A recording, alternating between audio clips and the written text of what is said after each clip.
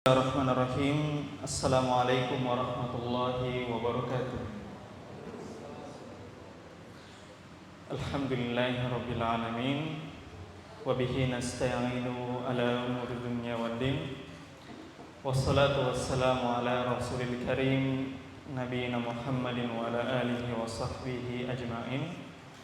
Asyhadu an la ilaha illallah wahdahu la syarika lah wa asyhadu anna Muhammadan abduhu wa rasuluh al-mab'uts rahmatan lil alamin wa sallallahu wa sallama tasliman katsiran ila yaumiddin amma ba'du. Allahumma la sahla illa ma ja'altahu sahla wa anta taj'alul hazna sahlan idza syi'ta. Allahumma faqqihna fi dinik wa 'allimna ma yanfa'una warzuqna al-ikhlasa fil qawli wal 'amal wazidna ilman ya arhamar rahimin. Ikhwani wa akhwati fid din, azanallahu wa iyyakum. Alhamdulillah, tidak ada kata yang patut kita ucapkan pertama kali selain dari bersyukur kepada Allah Subhanahu wa taala karena seluruh ketaatan-ketaatan yang telah kita lakukan hingga pada malam hari ini semua berkat hidayah dan taufik darinya, sebagaimana salawat dan salam senantiasa tercurahkan kepada Rasulullah sallallahu alaihi wasallam beserta keluarga dan para sahabatnya serta orang-orang yang senantiasa istiqomah berada di dalam naungan sunnah beliau hingga akhir zaman nanti. Ikhwani wa akhwati fiddin, azanallahu wa iyyakum. Alhamdulillah, kita lanjutkan kembali pembelajaran kita di Khulasah Ta'zimil Ilm, ringkasan-ringkasan bagaimana seseorang belajar ilmu agama. Dan kita tahu, ikhwani wa akhwati fiddin, modal terbaik seseorang untuk masuk ke dalam surga itu adalah amalnya. Dan amalan tidak akan mungkin tercapai sebelum dia menuntut ilmu syar'i. Seseorang tidak akan beramal dengan benar kalau dia tidak menuntut ilmu dengan benar. Dan seseorang tidak akan menuntut ilmu dengan benar kalau misalnya cara menuntut ilmunya keliru. Seseorang tidak akan pernah belajar Islam dengan benar jika dia belajar agama dengan cara yang keliru. Oleh karenanya kita harus belajar bagaimana seseorang dikatakan mempelajari agama dengan benar.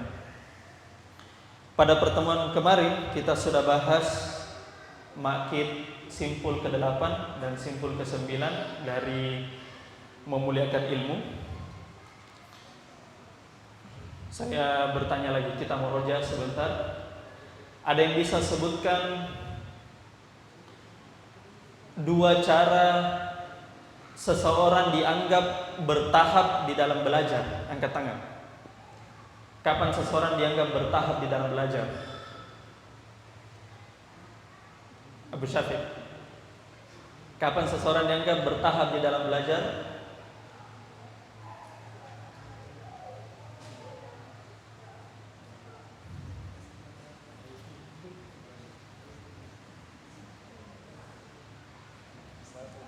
Kasih besar suaranya.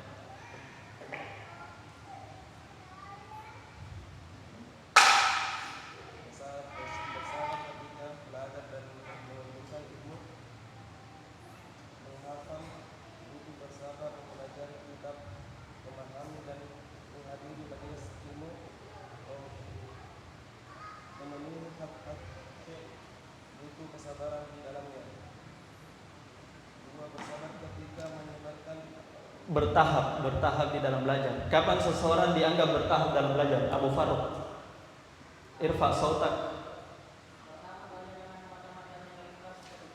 Mempelajari matan-matan yang ringkas di dalam cabang ilmu, itu pertama.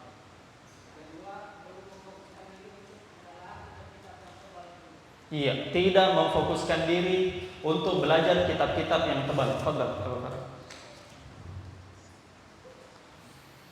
Cara seseorang belajar di dalam agama bertahap ada dua cara. Yang pertama, dia harus mempelajari matan-matan yang ringkas,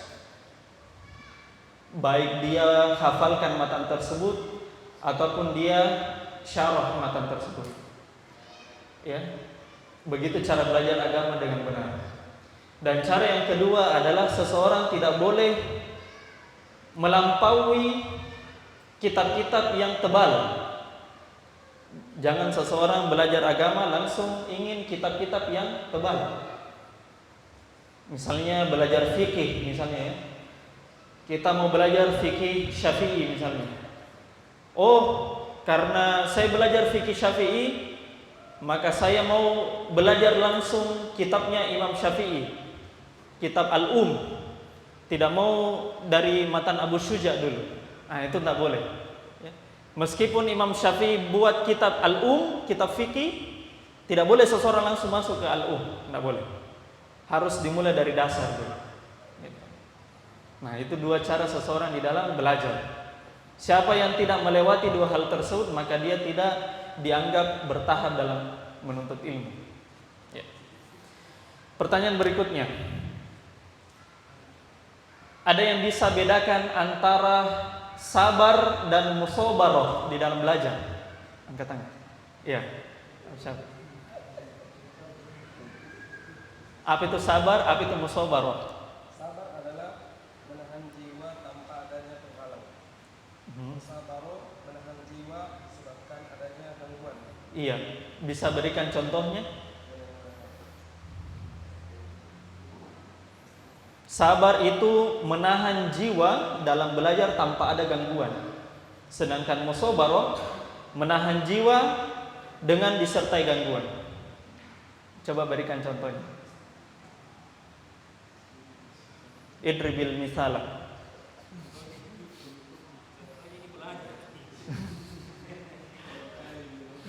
Dalam belajar misalnya.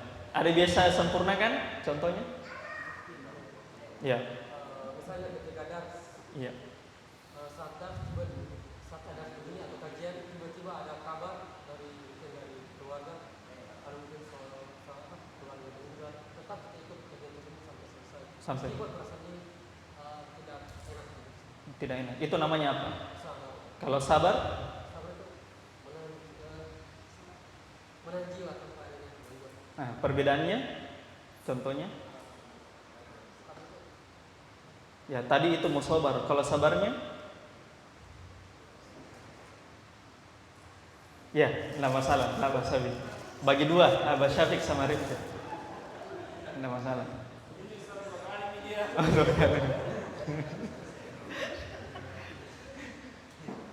Masih ada satu kesempatan lagi. Pertanyaan terakhir ya, pertanyaan terakhir. Sabar di dalam dunia ilmu, dunia mempelajari ilmu itu terdiri dari dua. Ada yang bisa sebutkan? Sabar di dalam dunia ilmu ada dua macam. Coba sebutkan. Sudah, yang lain lagi. Sudah dapat antum. Siapa? Sabar dalam dunia ilmu itu ada dua.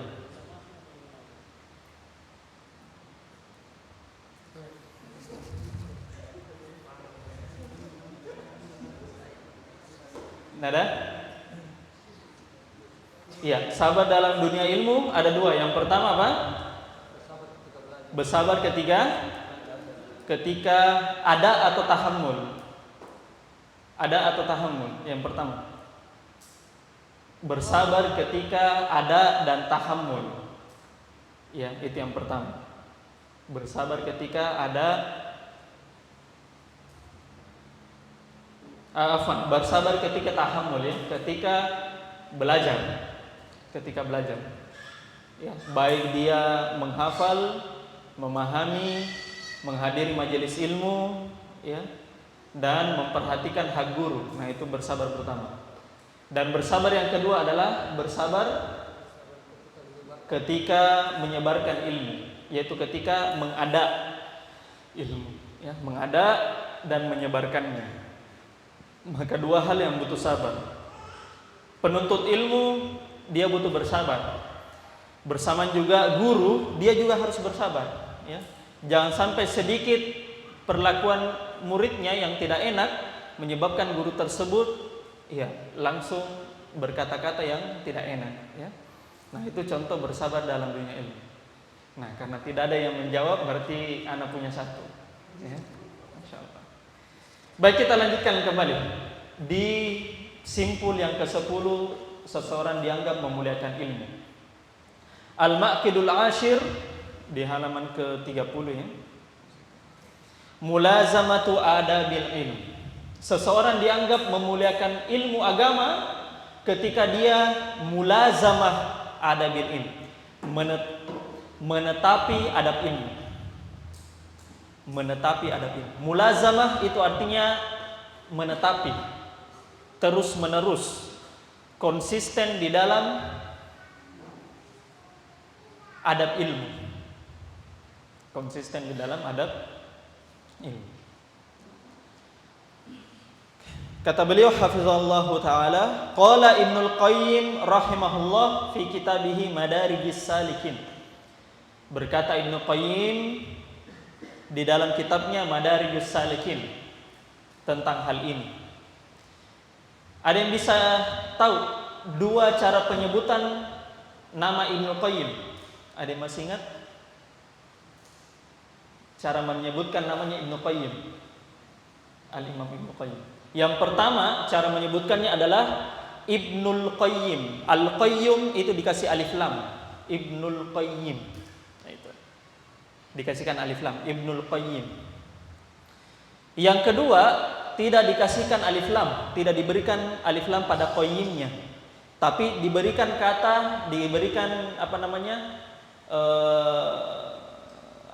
laqab al-Jauziyah di belakang. Berarti Ibnu Qayyim al-Jauziyah, gitu. Ibnu Qayyim al-Jauziyah. Nah, begitu cara menyebutkan Imam Ibnu Qayyim. Jadi yang pertama itu Ibnul Qayyim sebagaimana dalam buku, dan yang kedua Ibnu Qayyim al-Jauziyah tanpa alif lam.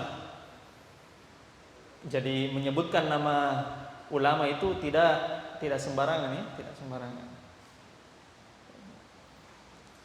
Kata Ibnu Qayyim di dalam Madarijus Salikin,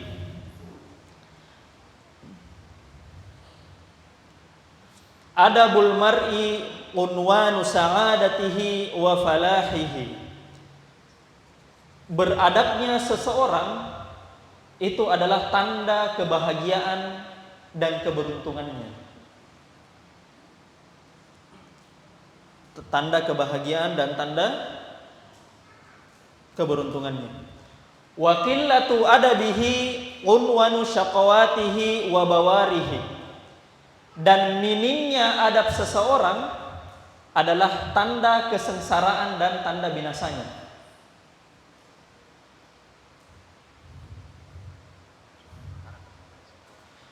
Famastujliba khairud dunya wal akhirati bimislil adabi. Maka tidak ada satupun kebaikan dunia dan kebaikan akhirat yang mencapai derajat semisal beradab. Kalau kita mendapatkan kebaikan dunia dan kebaikan akhirat bukan dengan harta yang besar, itu kebaikan dunia mungkin. Bukan dengan pangkat yang tinggi, jabatan yang tinggi, itu mungkin kebaikan dunia. Tapi yang paling tinggi di antara semuanya adalah orang yang punya adab. Orang yang punya adab.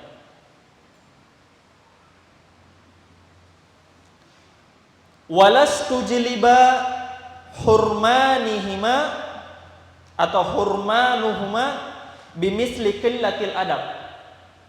Dan tidak ada satupun kekurangan dunia dan akhirat yang ada pada seseorang yang memiliki kekurangan yang paling rendah semisal dengan adab. Kurangnya adab orang. Maka seseorang boleh tidak mendapatkan apa-apa. Seseorang boleh tidak memiliki apa-apa. Selama dia memiliki adab, maka dia itu mendapatkan kebahagiaan besar. Tidak masalah seseorang tidak memiliki kos-kosan misalnya, tidak menjadi supervisor misalnya, tidak menjadi foreman misalnya, tapi selama dia memiliki adab, ada adabnya, maka dia itu memiliki segalanya. Dia itu memiliki segalanya. Dan sebaliknya, seseorang boleh memiliki apapun, seseorang boleh mendapatkan apapun di dunianya, tapi ketika adabnya sudah tidak ada, maka semuanya itu dianggap nol, gitu. Nol besar. Ya. Maka adab itu yang paling membuat seseorang mendapatkan kebahagiaan besar, dan yang paling membuat seseorang mendapatkan kesengsaraan karena hilangnya. Maka orang yang memiliki adab pasti orang yang bahagia, dan orang yang tidak ada adabnya pasti orang sengsara, pasti.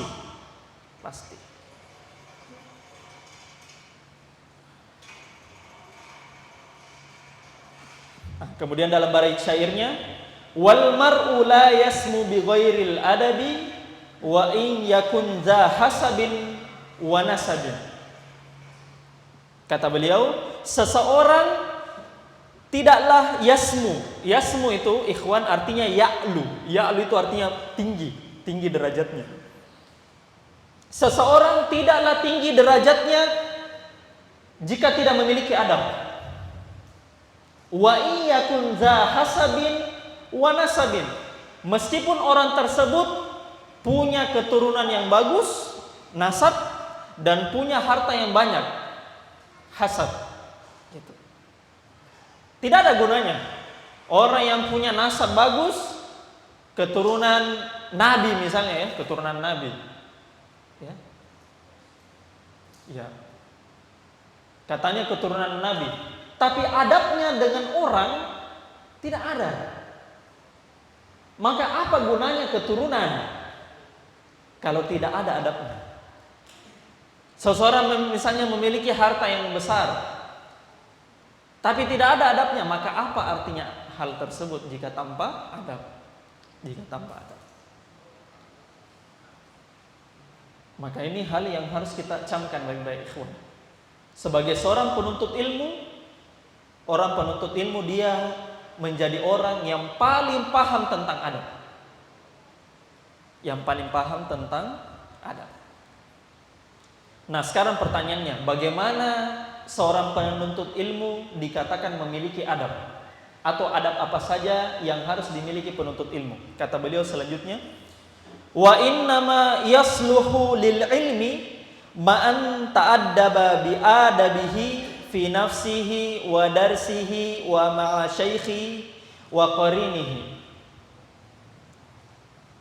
Maka ilmu, maksudnya ilmu agama ya, akan cocok, akan masuk, akan menetap kepada seseorang yang memiliki adab pada dirinya, fi nafsihi. Yang kedua, pada pelajarannya, fi darsihi. Yang ketiga, pada gurunya, pada syekhnya, fi syaikhihi. Dan yang keempat, pada temannya, fi qarinihi. Fi qarinihi. Maka di sini kita bisa dapatkan, ikhwan wa akhwat, adabnya seorang penuntut ilmu itu ada 4 yang harus dia tunaikan. Adab seorang penuntut ilmu itu ada 4. Yang pertama, adab penuntut ilmu terhadap dirinya. Adab penuntut ilmu terhadap dirinya. Yang kedua adalah adab penuntut ilmu terhadap pelajarannya. Adab penuntut ilmu terhadap pelajarannya.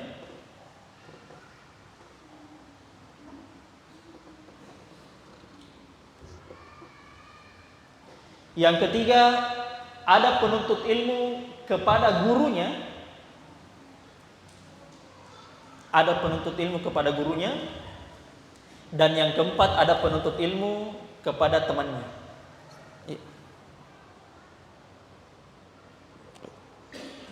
Bisa Maka 4 itu adab yang harus dimiliki oleh penuntut ilmu. Maka jangan sampai ikhwan kita menjadi orang yang dikatakan penuntut ilmu tapi adabnya saja itu tidak ada. Adabnya tidak ada. Ini belum selesai ya, kita masih lanjut. Maka 4 hal tersebut yang harus ditunaikan bagi orang yang mengaku penuntut ilmu agama.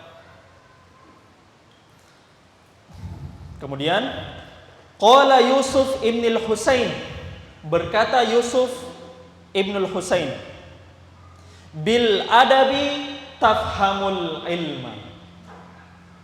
Kata Yusuf bin al-Husain, bil adabi tafhamul ilma. Hanya dengan adab kamu akan memahami ilmu. Hanya dengan adab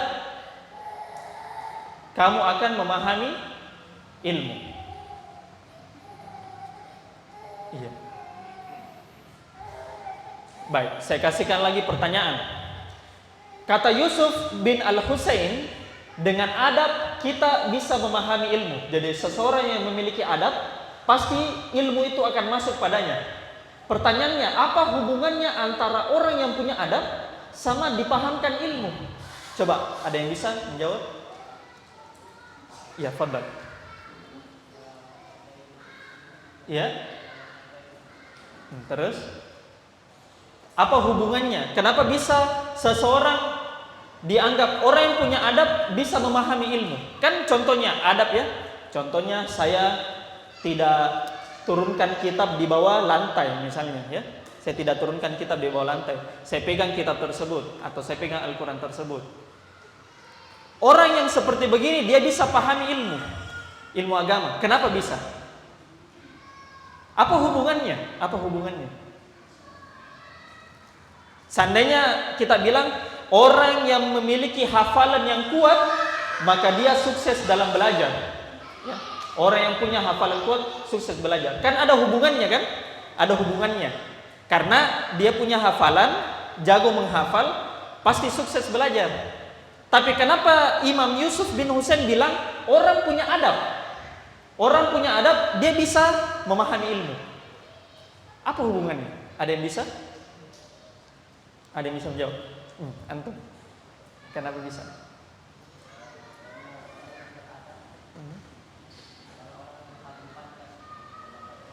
Kenapa bisa? Apa hubungannya antara orang yang punya adab dengan bisa dipahamkan ilmu? Kenapa bisa? Contoh, antum misalnya belajar sama Ustadz Hasbullah misalnya, dengan adab yang baik, dengan cara yang baik, ya kan? Antum pasti akan paham ilmu. Apa hubungannya? Jawabannya ikhwan ada 2. Syekh Utsaimin jelaskan dalam syarahnya. Jawabannya ada 2. Kenapa seseorang bisa dipahamkan ilmu ketika dia memiliki adab? Jawaban yang pertama adalah ketika seseorang memiliki adab,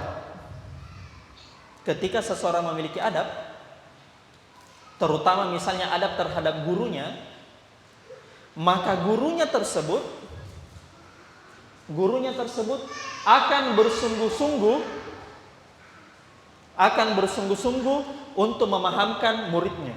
Gitu. Kalau seorang anak murid dia memiliki adab yang bagus, Ustadz, ahsanallahu ilaikum ya Ustadz, semoga Allah memberkahi rezeki antum, semoga Allah memberkahi diri antum, keluarga antum ya, dan ilmu yang kamu dapatkan. Saya mau bertanya Ustadz tentang hal begini. Kemudian gurunya menjawab, begini caranya. Maka guru tersebut karena dia lihat anak muridnya memiliki adab, maka dia akan bersungguh-sungguh bagaimana caranya dia pahamkan anak ini. Gitu. Itulah kenapa bisa adab itu penting, supaya guru tersebut dia bisa bersungguh-sungguh diajarkan adab kepada anak murid tersebut. Berbeda ceritanya ikhwan ketika ada seorang murid yang tidak ada adabnya. Tidak ada adabnya sama sama gurunya. Tidak ada adabnya sama gurunya. Contoh misalnya, suka ketawa-ketawa sendiri di majelis, ya. Suka ketawa-ketawa sendiri majelis. Kira-kira gurunya semangat tidak untuk ajari ini? Kira-kira gurunya semangat tidak ajari? Tentu tidak. Mana ada seorang guru dia mau ajarkan murid yang kelakuannya kurang ajar? Tidak mungkin. Tidak mungkin. Maka orang yang beradab itu akan membuat gurunya bersungguh-sungguh memahamkannya. Itu sisi yang pertama. Sisi yang kedua, ikhwan, kenapa bisa seseorang beradab itu bisa dipahamkan ilmu adalah Allah Subhanahu wa taala akan menjadikan hambanya tersebut, Allah Subhanahu wa taala akan menjadikan pertolongan untuk hamba tersebut untuk memahamkan ilmu. Karena ilmu itu adalah cahaya dari Allah. Karena ilmu itu adalah cahaya dari Allah. Maka tidak mungkin seseorang mendapatkan cahaya dari Allah, mendapatkan taufik dari Allah untuk memahamkan ilmu kalau dia saja tidak beradab. Gitu. Karena ilmu mutlak adalah hak prerogatif Allah, bukan hak siapa-siapa. Nah, itu caranya. Itu dua sisi kenapa bisa adab membuat seseorang bisa dipahamkan ilmu. Kemudian kata beliau di matan berikutnya, li'annal muta'addiba yura ahlan lil ilmi fayubdhalulah. Nah, ini alasannya ya, beliau kasihkan alasan. Sebab orang yang beradab dianggap pantas untuk memiliki ilmu tersebut, fayubdhalulah, sehingga ilmu tersebut akan terwariskan untuknya. Ilmu tersebut akan terwariskan untuknya.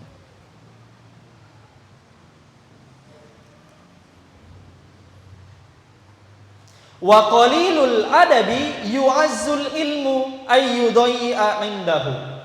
Dan orang yang sedikit adabnya, maka ilmu tersebut akan menyombongkan dirinya. Ilmu tersebut akan merasa tinggi. Ilmu tersebut akan terlalu mulia untuk masuk ke dalam diri orang tersebut. Kalau orang yang sedikit adabnya, maka orang yang sedikit adabnya itu tidak pantas ilmu tersebut, karena ilmu terlalu mulia untuk masuk ke dalam hati orang tersebut.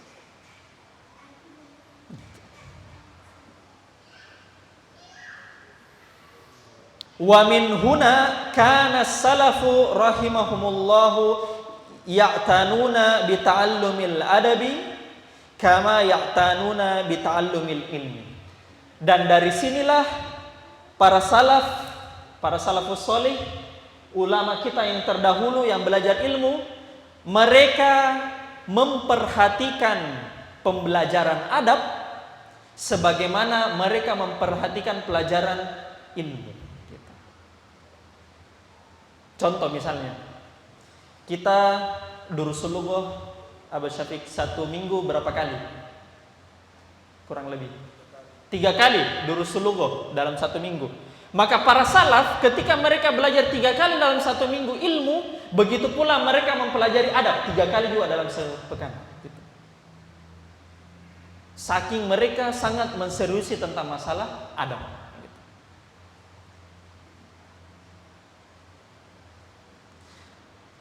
Kemudian qala Ibnu Sirin rahimahullah, berkata Ibnu Sirin rahimahullah.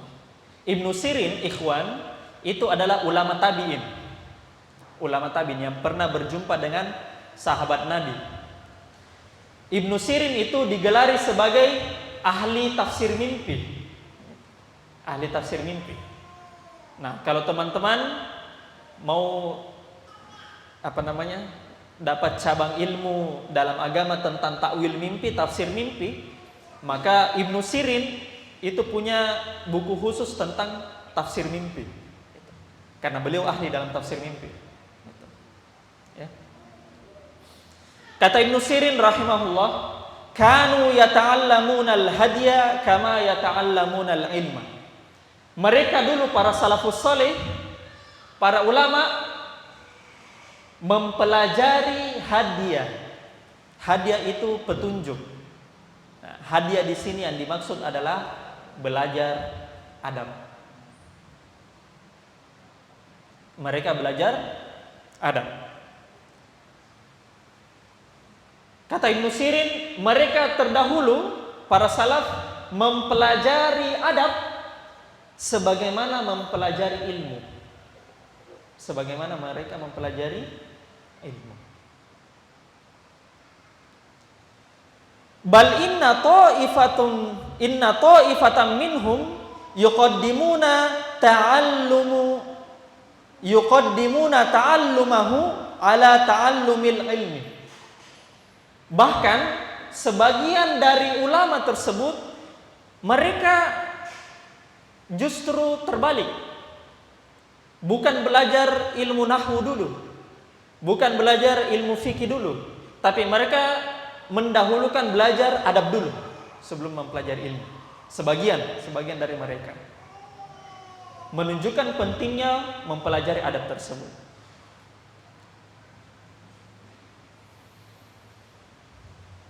Qala Malik ibni Anasin li fata min Quraisyin. Berkata Imam Malik bin Anas, Imam Darul Hijrah, kepada seseorang anak muda dari Quraisy. Mungkin anak muda ini mau mempelajari ilmu agama, ya. Imam Malik berkata kepada anak muda ini dari Quraisy. Kata Imam Malik, "Ya ibna akhi, ta'allumil adaba qabla an tata'allamal ilma." Wahai anak saudaraku, wahai anak saudaraku, wahai keponakanku. Kalau kita dalam bahasa Arab itu ikhwan, kalau dikatakan anak saudaraku, ya, maksudnya itu bukan betul-betul keponakannya, ya. Anak saudara kan keponakan, ya kan? Keponakan. Bukan betul-betul keponakan, bukan. Maksudnya itu saking dekatnya hubungannya ini yang berbicara sama orang lain sehingga dia katakan wahai anak saudaraku. Dia perlakukan orang lain sebagaimana keponakannya, gitu.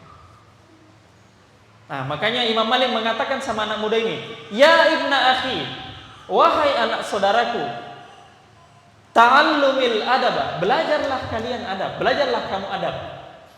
Qabla an tata'allamal ilma, sebelum kamu mempelajari ilmu agama." Sebelum kamu mempelajari ilmu agama. Wa kanu yudhiruna hajatahum ilaihi. Bahkan mereka para salafus salih, para ulama terdahulu menampilkan kebutuhan mereka terhadap belajar adab tersebut. Mereka menampakkan kebutuhan mereka untuk belajar adab tersebut. Bayangkan ya, Syekh Shalih Al-Utsaimin kasih terus contoh-contoh perkataan para ulama salaf tentang masalah pentingnya adab. Kata beliau, qala Makhlad ibnul Husain li ibnil Mubarak yauman, nahnu ila kathirin minal adabi ahwaju minna min ila kathir minal ilm. Berkata Makhlad ibnul Husain kepada Ibnul Mubarak pada suatu hari. Kata Makhlad Ibnul Husain, kami membutuhkan banyaknya adab ketimbang kami membutuhkan banyaknya ilmu. Bayangkan sampai separah begitu, ya. Kami butuh lebih banyak adab ketimbang kami butuh banyak ilmu. Kami butuh lebih banyak adab, itu lebih kami butuhkan dibandingkan daripada ilmu. Nah, di sini ikhwan, kita perhatikan di situ kata Makhlad Ibnul Husain, nahnu. Nahnu itu apa? Isim isyarah Isim mausul, isim apa itu? Nahnu.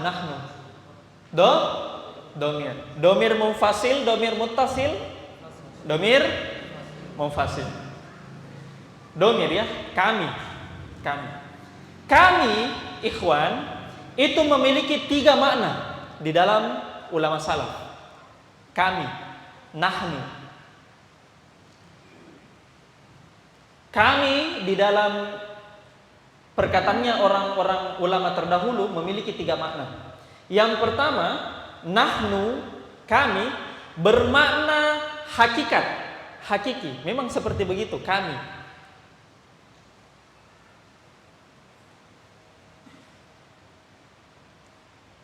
Nahnu di situ bermakna hakikat, hakiki. Ya. Untuk menjelaskan bahwasanya iya, kami memang bukan orang lain. Itu makna yang pertama tentang nahnu. Makna yang kedua tentang nahnu, kami, ketika disebutkan ulama terdahulu adalah menunjukkan kehinaan diri orang tersebut.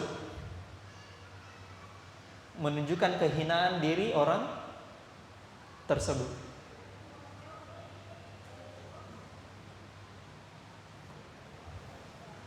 Makanya di sini dijelaskan, nahnu ila kathirin minal adabi ahwaju minna min kasirin ila kasirin minal ilm. Kami, maksudnya adalah kami dengan kehinaan kami itu lebih butuh sama adab ketimbang butuh sama ilmu. Kami dengan segala kehinaan kami, ya, dengan segala kekurangan kami butuh adab dibandingkan kami butuh dengan ilmu. Itu maksudnya kehinaan diri, menunjukkan kehinaan dirinya. Nah, dan perkataannya makhlad itu ada di poin kedua ya. Itu di poin kedua makna dari nahnu. Dan poin ketiga yang dimaksud dan nahnu ketika dibahas oleh para ulama salaf adalah tentang masalah kesombongan dan peremehan. Ya, nahnu itu bermakna kesombongan dan peremehan. Dan ini tidak ada dalam ucapannya para salafus shalih. Ya. Kan kalau kita bisa bilang nahnu ya, kami, berarti menunjukkan kadang-kadang menunjukkan sikap kesombongan diri. Maka mana yang ketiga itu tidak cocok untuk ulama salaf. Lanjut lagi. Wa kanu yusuna bihi wa yurshiduna ilaihi. Mereka para salafus salih, mereka berwasiat untuk mempelajari adab. Dan mereka menunjuki orang bagaimana cara mempelajari adab. Bagaimana cara mempelajari adab ilmu.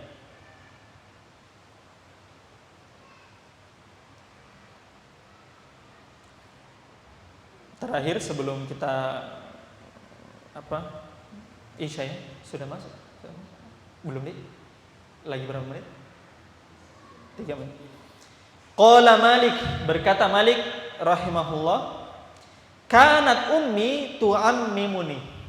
Ibu saya terdahulu, ibuku waktu saya masih kecil ya, kata Imam Malik, tu'ammimuni. Tu'ammimu itu maksudnya ammama yu'ammimu, maksudnya kasihkan imamah. Tahu imamah ya? Yang sorban itu yang di atas. Ibuku waktu kecil berikan saya imamah. Maksudnya dia kasihkan pakaian rapi anaknya untuk siap-siap belajar. Itu maksudnya. Kalau kita sekarang anak kita pakaikan apa? Songko, ya, songko, baju koko, ya kan? Untuk siap-siap ke masjid misalnya. Nah, kata Imam Malik, kanat ummi tu'ammimuni. Ibu saya dahulu memberikanku imamah untuk siap-siap ke majelis. Wa taqulu li, dan ibuku berkata kepadaku, idhab ila Rabi'atan. Pergilah kamu wahai anakku, wahai Malik, ke Rabi'ah. Namanya Imam Rabi'ah itu Rabi'atul Ra'i ya. Ibnu Abdurrahman Rabi'atul Ra'i. Nah, itu gurunya Imam Malik ya dari kecil. Pergilah kamu ke Rabi'ah. Fata'allam min adabihi qabla ilmihi. Maka kamu belajari adabnya Rabi'ah sebelum kamu mempelajari ilmunya Rabi'ah. Subhanallah. Kamu, wahai anakku, pelajari ilmunya itu Rabi'ah. Pelajari adabnya Rabi'ah sebelum pelajari ilmunya. Misalnya anak kita ya, anak teman-teman ya, ada punya anak mungkin sudah besar ya. Kajian Ustadz Harun misalnya, kajian Ustadz Harun. Nah, teman-teman ya, wasiatkan kepada anaknya, jangan pelajari dulu ilmunya, tapi pelajari bagaimana akhlaknya Ustadz kita. Pelajari bagaimana adabnya Ustadz kita. Pelajari bagaimana sikap dan tutur katanya Ustadz kita. Nah, itu yang mereka terdahulu wasiatkan kepada anak-anaknya untuk mempelajari adab. Wa innama hurima katsirun min talabatil asril ilma bitadyi'il adabi. Dan sesungguhnya kebanyakan para penuntut ilmu zaman sekarang diharamkan dari ilmu karena menyepelekan mempelajari adab.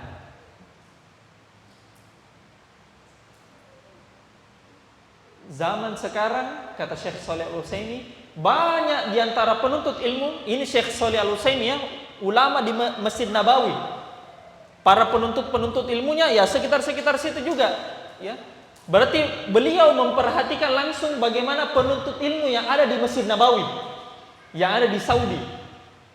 Bersamaan dengan itu, beliau mengatakan penuntut ilmu zaman sekarang diharamkan dari banyak ilmu karena kurang adab. Bayangkan itu di Masjid Nabawi, Masjidnya Nabi. Bagaimana kalau kita? Nah, maka ini yang harus kita camkan baik-baik. Sedikit lagi ya. Ashraf al-Laysu ibnu Sa'din rahimahullah ala ashabil hadis. Al-Lays bin Sa'ad. Al-Lays bin Sa'ad juga ikhwan adalah ulama salaf.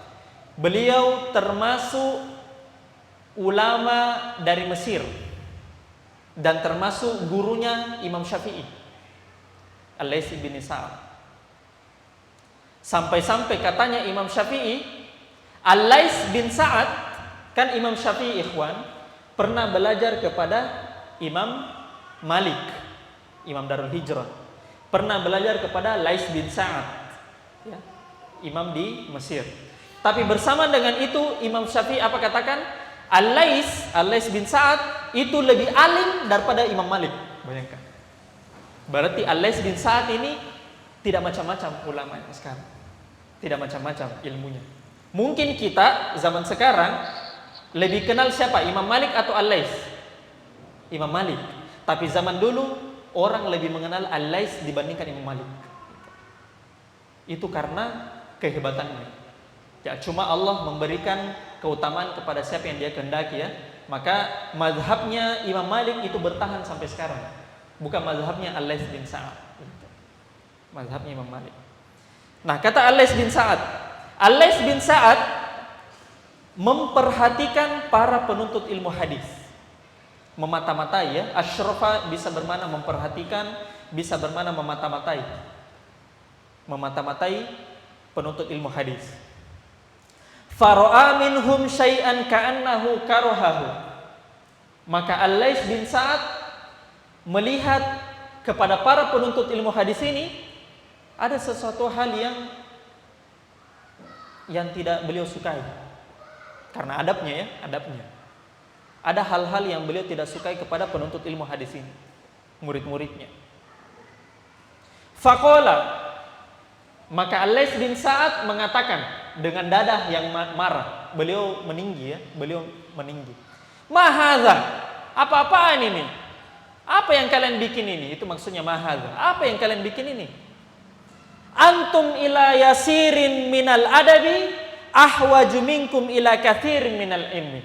Kalian para penuntut ilmu hadis itu lebih butuh sama sedikit adab ketimbang kalian lebih butuh daripada banyak ilmu. kalian butuh sedikit adab, itu kalian lebih butuhkan ketimbang banyak ilmu. Maka Allah mengatakan kalian itu butuh sedikit adab saja, itu kalian lebih butuhkan ketimbang banyak ilmu.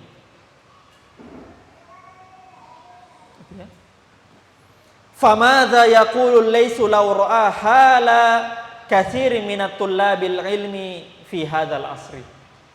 Al-Lais bin Sa'ad menegur para penuntut ilmu ribuan tahun yang lalu di abad ketiga Hijriah. Maka kata Syekh Shalih Al-Utsaimin, bagaimana apabila Al-Lais bin Sa'ad memperhatikan keadaan penuntut ilmu zaman sekarang kayak kita ini gitu. Maka kita itu lebih membutuhkan banyak ilmu ketimbang lebih membutuhkan banyak ilmu adab ketimbang banyak ilmu-ilmu yang lain gitu.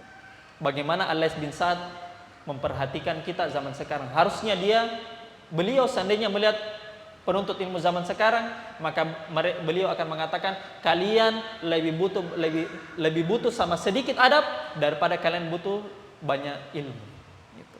Maka itu pentingnya dari mempelajari adab. Insyaallah taala setelah salat Isya kita akan lanjutkan kembali pembelajaran kita. Wassallallahu ala nabiyina Muhammadin wa ala alihi washabihi ajmain. Subhanakallahumma bihamdik asyhadu an la ilaha illa anta astaghfiruka wa atubu ilaik. Walhamdulillahirabbil alamin. Assalamualaikum warahmatullahi wabarakatuh.